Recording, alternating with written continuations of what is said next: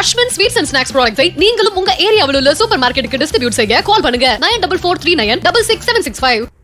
பணி நிரந்தரம், ஊதிய உயர்வு உள்ளிட்ட கோரிக்கைகளை வலியுறுத்தி சென்னை மாநகராட்சி அலுவலகத்திற்குள் புகுந்து உழைப்போர் உரிமை இயக்கம் தலைமையில் தூய்மை பணியாளர்கள் போராட்டத்தில் ஈடுபட்டுள்ளனர். இந்த காட்சிகளை தற்போது பார்க்கலாம்.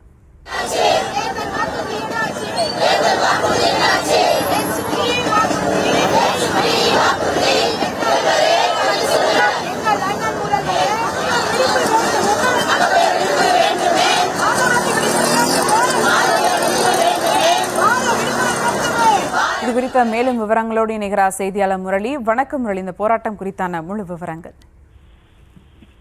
வணக்கம். சென்னை மாநகராட்சி அலுவலகம் உள்ளே தற்பொழுது தூய்மை பணியாளர்கள் 200க்கும் மேற்பட்டோர் போராட்டத்தில் ஈடுபட்டு வருகிறார்கள்.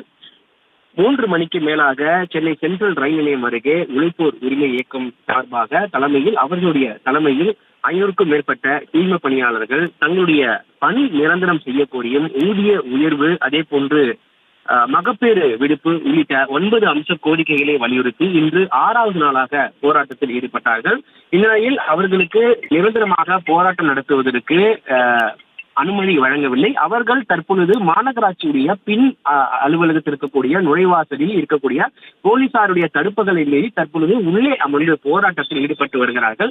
இந்த விவகாரம் தொடர்பாக தமிழக முதலமைச்சர் நேரடியாக தங்களிடம் பேச்சுவார்த்தை நடத்த வேண்டும் என்பதனால் தற்பொழுது இந்த கோரிக்கையானது வலியுறுத்தி அவர்கள் போராட்டத்தில் ஈடுபட்டு வருகிறார்கள். குறிப்பாக இந்த 9 அம்ச கோரிக்கைகளை வலியுறுத்தி தான் இந்த போராட்டம் நடத்தப்பட்டு வருகிறது.